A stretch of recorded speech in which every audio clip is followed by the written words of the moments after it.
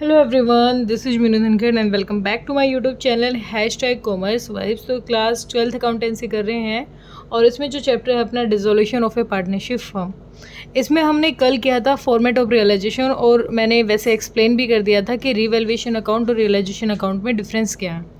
तो एक बार दोबारा से देख लेते हैं रियलाइजेशन और रिवैल्यूएशन में डिफरेंस क्या है, फिर उसके बाद जो जनरल रहेगी, जनरल का पार्ट कैसे रहेगा, उसमें किन बातों का ध्यान रखना है, किस एंट्री का इफेक्ट नहीं रहेगा, किस एंट्री को करने की ज़रूरत नहीं है, वो एक बार हम थोड़ा सा देखेंगे।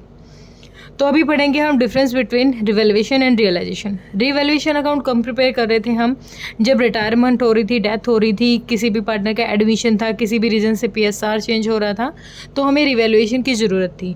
और हम रियलाइजेशन अकाउंट कब बना रहे हैं? हम बना रहे हैं जब पार्टनरशिप फर्म ख़त्म हो रही है, डिसॉल्व हो रही है पार्टनरशिप फर्म। और हमने रिवैल्यूएशन बनाया था एडमिशन के टाइम पे, रिटायरमेंट और डेथ ऑफ द पार्टनर के टाइम पे। ठीक है, आगे है कि जो मेन ऑब्जेक्ट होता है इस अकाउंट को बनाने का वो क्या होता है। भाई देखो, रिवैल्यूएशन में तो क्या करना है, हम एक नई वैल्यू निकालनी है किसकी, एसेट और लायबिलिटी की, ताकि हम आगे कंटिन्यू कर पाएँ उस नई वैल्यू को, एसेट और लायबिलिटी की, अपनी नई बैलेंस शीट से, ताकि जो पार्टनर बाद में रहने वाले हैं उन पे किसी भी तरीके का पहले का बर्डन ना रहे। ठीक है, और यहाँ पर इसको फाइंड आउट, इसको मेन जो ऑब्जेक्ट होता है बनाने का क्या है कि हमें देखना है कि जो हमारी एसेट्स है उनको बेचने से और जो लायबिलिटी है उनकी रीपेमेंट करने के बाद कुछ बचता है तो पार्टनर को दे देंगे। हम बिल्कुल सारी चीज़ों को बेचते हुए चलेंगे, लायबिलिटी को पे करते रहेंगे। ठीक है, इससे क्या होगा, हम क्या करते हैं, इसको जो बनाते हैं, इसको बनाने का पर्पज़ होता है जो नई वाली PSR आएगी या नई जो पार्टनरशिप बनी है ना, पार्टनरशिप एक नया एग्रीमेंट बना है, वो कंटिन्यू कर पाएंगे पार्टनर। जो उनमें चेंज आया था रिलेशन में, मतलब अब पहले जो पार्टनर जिस PSR से बांट रहे थे, अब आगे किस PSR में बांटेंगे, उन्होंने गेन किया, सेक्रीफाइस किया, जो नई वैल्यू निकल के आई वो अब आगे कंटिन्यू करेंगे उस नए रेशो से।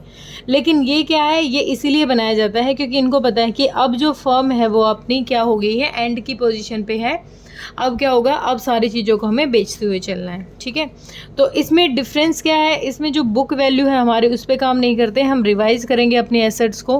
रिवाइज मतलब हम नई वैल्यू निकालेंगे अपने एसेट्स और लायबिलिटी की, देन उनको रिकॉर्ड करेंगे। लेकिन यहाँ पर अपनी बुक वैल्यू पे काम करेंगे, अपने एसेट्स को बेच देंगे और लायबिलिटी को पे कर देंगे। बाद में जो बचेगा, किसी भी अनरिकॉर्डेड लायबिलिटी है उसको भी रिकॉर्ड करेंगे, किसी अनरिकॉर्डेड एसेट को भी रिकॉर्ड करेंगे। रिकॉर्ड मीन्स डायरेक्ट उसको बेच देंगे, लायबिलिटी को पे ऑफ कर देंगे। ठीक है, अब इसको ज़रूरत कब पड़ती है, इसको ड्यूरिंग लाइफ टाइम में कभी भी ज़रूरत पड़ सकती है, जब भी एडमिशन हो किसी पार्टनर का, रिटायरमेंट हो, डेथ हो, तब भी ज़रूरत पड़ सकती है। लेकिन इसको सिर्फ एक बार ही बनाना पड़ेगा क्योंकि ख़त्म हो रही है जब फर्म, उस टाइम ही हमें इसे बनाने की ज़रूरत पड़ती है, वैसे हमें इसे बनाने की ज़रूरत नहीं पड़ेगी। अब देखो जर्नल क्या रहेगी, हमें क्या करना था, सबसे पहले तो रियलाइजेशन पे काम करना था कि रियलाइजेशन अकाउंट किस तरीके से प्रिपेयर किया जाएगा, वो हमने देख लिया। सेकंड, हमें किसकी सेटलमेंट करनी है, loan by firm to partner. अगर किसी फर्म ने लोन दे रखा है पार्टनर को तो उसका ट्रीटमेंट क्या रहेगा। If the firm has given loan to a partner, किसी पार्टनर को फर्म ने लोन दिया है तो इट इज़ एन एसेट, वो क्या है, एक एसेट है फर्म के लिए, क्योंकि वो पैसा अब क्या मिलेगा, बिजनेस को मिलेगा। फर्म ने यूज़ करने के लिए पार्टनर को लोन दे रखा था, पैसा दे रखा था, अब वो फर्म के लिए क्या थी, एसेट थी। अब वो पैसा वापस लेना है उनको, उसको यूटिलाइज़ करना है हमें, उसकी पेमेंट लेनी है हमें, क्योंकि हम जो बाकी लायबिलिटीज़ हैं उनको भी पे ऑफ करेंगे। तो उससे हम क्या करेंगे, उस अमाउंट को मंगवा लेंगे, पेमेंट मंगवा लेंगे उससे, उस लोन की, जो भी पार्टनर है, ताकि हम जो अपनी जो क्या था, हाँ, ताकि हम अपनी जो डेट है उनको कवर कर पाएँ इजीली। और उसके लिए एंट्री क्या पास करेंगे हम, जो भी लोन है, जितना भी लोन के लिए, इसके लिए सेपरेट अकाउंट बनता है, लोन पार्टनर्स लोन अकाउंट, और उसको किस एंट्री से ख़त्म करेंगे, cash and bank to loan to partner's account. ठीक है, जो भी पार्टनर है उसके अकाउंट को डेबिट करके यहाँ पर उस अमाउंट को ले लिया जाएगा। ठीक है, अब देखो हमें इसी का अपोजिट हो जाएगा, loan by partner to firm. अगर किसी पार्टनर ने फर्म को लोन दे रखा है तो अब क्या है, लायबिलिटी है। पहले तो वो क्या थी, एक एसेट है, लेकिन अब क्या है, एक लायबिलिटी है। उस पैसे को क्या करना है, पूरी पेमेंट के साथ पैसे को फर्म को वापस करना है। क्योंकि अगर फर्म ने पैसा ले रखा था किसी मतलब पार्टनर से, तो वो क्या थी, लायबिलिटी थी। अगर फर्म ने दे रखा है तो एसेट है, एसेट है तो पैसा मंगवाओ और उससे अपनी लायबिलिटी पे करो। लेकिन लायबिलिटी है तो उसको भी पेमेंट करो, और उसको पेमेंट करोगे तो जो पार्टनर का लोन अकाउंट बनेगा उसमें बाय कैश करके, ये वो जो पार्टनर का लोन अकाउंट क्रेडिट हुआ, डेबिट हुआ है किसकी वजह से, कैश एट बैंक, मतलब इसको हम क्या करेंगे, ख़त्म करेंगे अब उसके अकाउंट में ट्रांसफ़र करके, पार्टनर्स के लोन अकाउंट में। अब क्या कहता है, पार्टनर्स कैपिटल अकाउंट है, पार्टनर्स कैपिटल अकाउंट को किस तरीके से सेटल किया जाएगा। पार्टनर की जो भी कैपिटल है, पार्टनर के पास जो भी प्रॉफिट है, कोई भी जनरल रिजर्व है, कोई पीएनएल का लॉस है या प्रॉफिट है, सारी चीज़ों को बांटते हुए चलेंगे। क्योंकि जब मैंने रिवैल्यूएशन अकाउंट पढ़ाया था, तो जब एसेट ट्रांसफ़र कर रहे थे, लाइबिलिटी ट्रांसफ़र कर रहे थे, तो कुछ मैंने उसमें से हटा बताया था कि ये एक्सक्लूडेड है। एक्सक्लूडेड क्यों है? क्योंकि कुछ चीज़ें जिनका इफेक्ट सिर्फ कैपिटल अकाउंट पर जाएगा, उसको वहीं पर दिखाना है। अगर किसी पार्टनर को जनरल रिजर्व देना है तो डायरेक्ट उसके अकाउंट में डालो, रियलाइजेशन में मत दिखाओ। पीएनएल का डेबिट बैलेंस, क्रेडिट बैलेंस कैसा भी है, उसको कैपिटल अकाउंट से सेटल करो, ना कि वहाँ। तो अगर किसी पार्टनर ने कैश लिया, ठीक है, तो क्या एंट्री हो जाएगी, cash bank to partner's capital account. अगर किसी पार्टनर का क्रेडिट बैलेंस शो हो रहा है, ठीक है, तो उसको partner's capital account to cash account. इस एंट्रीज का आपको ध्यान रखना है थोड़ा सा, कि एंट्री किस तरीके से इफेक्ट डालेंगी। अब हमें बनाना, देखो हमने क्या बना लिया, रियलाइजेशन बना लिया, लोन टू पार्टनर बता दिया, लोन टू फॉर्म बता दिया। अब कैश और बैंक अकाउंट, अब इसमें हम नोट पे पढ़ लेते हैं। वैसे तो कह रहे हैं कि ओपनिंग बैलेंस होगा कैश और बैंक का, उसको हम डेबिट साइड लिखेंगे और अपनी पेमेंट को साथ के साथ मतलब लिखते चलेंगे। हम नोट पढ़ लेते हैं। If cash balance and bank balance both are given in the balance sheet, अगर दोनों दे रखे हैं तो only one accounter, either cash account और बैंक अकाउंट प्रिपेयर्ड। आपको एक अकाउंट बनाने की ज़रूरत है। आपको कैश एट बैंक भी दे रखा है और कैश इन हैंड भी दे रखा है, दोनों चीज़ें दे रखी हैं, दोनों बैलेंस, ओपनिंग बैलेंस दे रखा है, तो आपको दोनों लिखने की ज़रूरत नहीं है। आप कैश अकाउंट बना सकते हो या फिर आप बैंक अकाउंट बना सकते हो। अगर आप कैश अकाउंट बना रहे हो, प्रिपेयर कर रहे हो, तो एंट्री पास करेंगे withdraw for the bank balance, और अगर बैंक अकाउंट बना रहे हो तो आपको कैश डिपॉजिट की एंट्री उसमें दिखा देंगे, ठीक है, बैंक में। तो ये नोट आपको थोड़ा सा ध्यान रखना है। अब इसमें मुझे जहाँ अलग अलग बातें लगी थी जिस एंट्री का इफेक्ट नहीं पड़ने वाला, उनको थोड़ा सा पढ़ लेते हैं, ठीक है। अब एक नेक्स्ट पेज पे एक नोट है कि जितने भी क्वेश्चन होंगे उनमें हमें किन किन बातों का ध्यान रखना है। फर्स्ट ऑफ ऑल तो हमें क्या बनाना है, realisation account should be prepared. Realisation तो बिल्कुल बनाना है, क्योंकि वो तो हमने देख ही लिया था। हमें क्या देखना है, if a partner has given any loan to firm, अगर किसी पार्टनर ने फर्म को लोन दे रखा है तो जो पार्टनर का लोन अकाउंट है वो भी प्रिपेयर करेंगे, ठीक है, ये भी हमें बात पता है। देर आफ्टर पार्टनर का कैपिटल अकाउंट प्रिपेयर करेंगे कि पार्टनर को क्या क्या चीज़ें मिलने वाली हैं या उससे विड्रॉ करेंगे, निकलवाएंगे। फिर हमें बैंक अकाउंट बनाना है। ये चीज़ें तो हमें बनानी है अगर क्वेश्चन में हमें दे रखा है। उसके बाद हम क्या करेंगे, एसेट्स को ट्रांसफ़र करेंगे रियलाइजेशन अकाउंट में, जो भी उनकी वैल्यू बैलेंस शीट में दे रखी है as it is. Realisation account का फॉर्मेट हम कल कर भी चुके हैं। सारी एसेट्स को डालेंगे, सारे लाइबिलिटीज़ को ट्रांसफ़र करेंगे। Provision for doubtful debts is transfer to credit side of realisation account, thereafter no entries pass for it. आपने देखा कि प्रोविज़न फॉर डाउटफुल डेट्स और प्रोविज़न फॉर डेप्रिशिएशन, इनको आप ट्रांसफ़र जरूर करोगे, कहाँ पर, credit side of the realisation account, लेकिन इनके लिए आपको कोई एंट्री करने की ज़रूरत नहीं है किसी भी तरीके की। आपको ध्यान रखना है कि एंट्री किसकी करनी है। एक बार मैं पूरा ओवरऑल भी बता दूंगी, आपको इसकी एंट्री करने की ज़रूरत नहीं है। Cash and bank is not transfer to realisation account, इनके लिए सेपरेट अकाउंट बनेगा कैश एंड बैंक। ये मैंने पहले भी बताया था, ना तो कैपिटल जाएगी ओनर की, ना कैश एट बैंक जाएगा, ना कैश इन हैंड जाएगा, ना हमारे वो जाएंगे, क्या था वो, पीएनएल का बैलेंस, जनरल रिजर्व, इस तरीके की कोई भी चीज़ हमारी रियलाइजेशन अकाउंट में नहीं जाएगी, ठीक है। उसके बाद है, ये हमें दे दिया कि loan by firm to partner and loan by partner to firm किस तरीके से बनाना है। तो ये फॉर्मेट है, इसको आप एक बार देख लेना। अब देखो नोट्स में ध्यान से इसीलिए बता रही हूँ क्योंकि नोट्स में आपको इश्यू आएगा। Both of these loans are neither recorded in the realisation account non in partners capital account. दोनों में ही जो पार्टनर ने चाहे तो पार्टनर ने लोन दे रखा है या ले रखा है, किसी भी हालत में आपको इसको रियलाइजेशन में रिकॉर्ड नहीं करना, ना कैपिटल में रिकॉर्ड करना है। इनके लिए सेपरेट अकाउंट बनाओ, लोन जो भी पार्टनर का लोन अकाउंट है वो, ठीक है, और उसकी सारी सेटलमेंट उसी के साथ करो, ठीक है।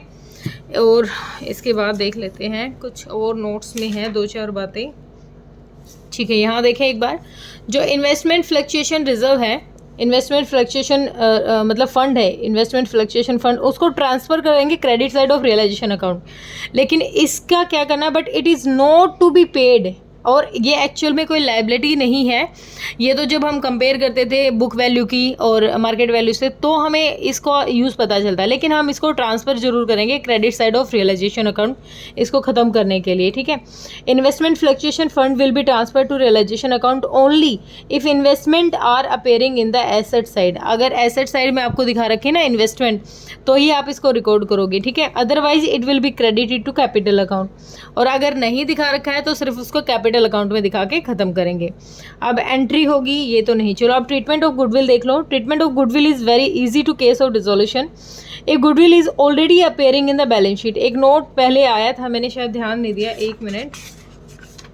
इसमें एक बहुत अच्छा नोट है जिसमें दे रखा है कि जो एसेट्स हैं, टेंजिबल और इंटेंजिबल एसेट्स हैं, एक मिनट, उनके बारे में दे रखा था कुछ, इसमें नहीं है, नई बुक में था पर अभी मुझे इसमें मिल नहीं रहा है।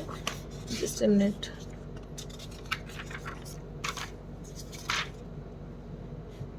इसमें दे नहीं रखा है। एक मिनट बेटा रुको, इसमें देख लेती हूँ मैं। नहीं, इसमें वो नोट गिवन नहीं है एसेट्स वाला। कोई नहीं, मैं इसको थोड़ा सा और पीछे एक दो बातें रह गई वो भी बता देती हूँ। ये कह रहा है कि अगर आपकी बैलेंस शीट में आपको कोई भी गुडविल वगैरह दिख रही है, उससे लेके कोई ट्रीटमेंट ना बताया गया ना, तो आप उसको रिकॉर्ड नहीं करोगे, उसको आप एज इट इज उतारोगे बैलेंस शीट से। पढ़ लो एक बार। If the goodwill is already appearing the balance sheet, it is treated like any other asset. जैसे एसेट होती हैं वैसे इसको ट्रीट करना है, और रियलाइजेशन अकाउंट में डेबिट साइड में हम इसको ट्रांसफ़र कर लेंगे, ठीक है। Realisation account debit to goodwill account हमने ट्रांसफ़र कर लिया। अब ये कहता है कि अगर नहीं है हमारे पास बैलेंस शीट में तो कोई एंट्री पास करने की ज़रूरत हमें नहीं है, ठीक है, कोई भी एंट्री पास हमें नहीं करनी है।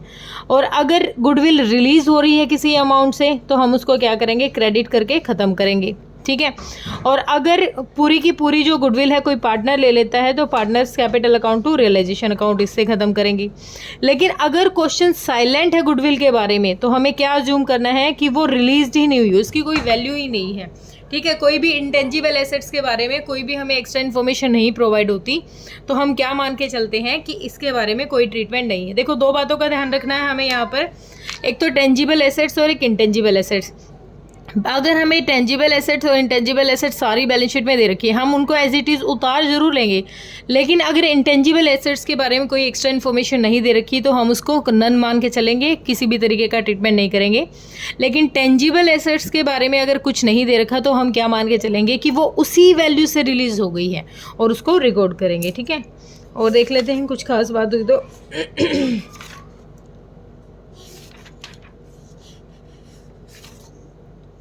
चलो एक दो बातें स्टार्टिंग में रह गई है, ये और देख लेते हैं।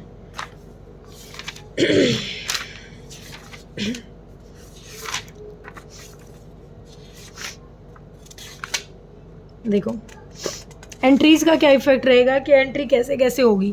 पहले तो जितनी भी एसेट ट्रांसफ़र होंगी रियलाइजेशन अकाउंट में, जितनी भी एसेट्स हैं रियलाइजेशन अकाउंट को डेबिट करके सारी की सारी एसेट्स को ट्रांसफ़र कर देंगे, ठीक है। Only those assets which can be converted into cash and transfer to account. जो जो एसेट्स ऐसी है ना जो हम कैश में कन्वर्ट कर सकते हैं उनको हम क्या करेंगे, ट्रांसफ़र करेंगे, बाकी किसी को हम ट्रांसफ़र नहीं करेंगे, ठीक है। फिर हम क्या करेंगे, अब ये क्या दे रखा था रियलाइजेशन में अकाउंट में हाँ ये कह रहा है कि ये एंट्री दे दी किसके लिए, फिक्टिशियस एसेट्स वगैरह के लिए, कि पार्टनर्स के कैपिटल अकाउंट में हम उनको ट्रांसफ़र कर देंगे, ये मैं बता चुकी हूँ। और डाउटफुल डेट का भी बता चुके हैं, इनको एक बार आपको क्रेडिट साइड शो करना पड़ेगा, फिर एंट्री पास होगी, ठीक है, ये हो गया।